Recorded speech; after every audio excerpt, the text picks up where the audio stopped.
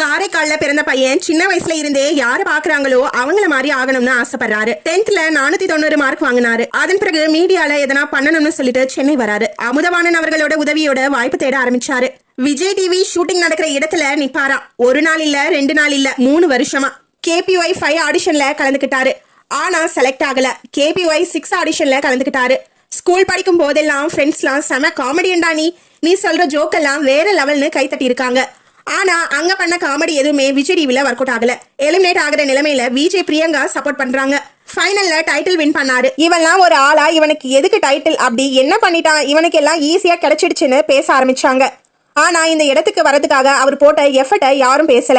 அதன் பிறகு ராமர் வீடு, குக் வித் கோமாளின்னு இவரோட கவுண்டர்ஸ் வேற லெவல்ல ரீச் ஆகுது. பல கைகள் இவரை தட்டி விட்டாலும் சில கைகள் இவரை தூக்கிவிட்டு இருக்கு. தூக்கிவிட எந்த ஒரு கைகளுமே வரலனாலும் திறமை இருந்தா போதும் மேல வந்துடலாம்னு ஒரு சிறப்பான எடுத்துக்காட்டா வாழ்ந்து காட்டிட்டு இருக்கவர் தான் பாலா அவர்கள்.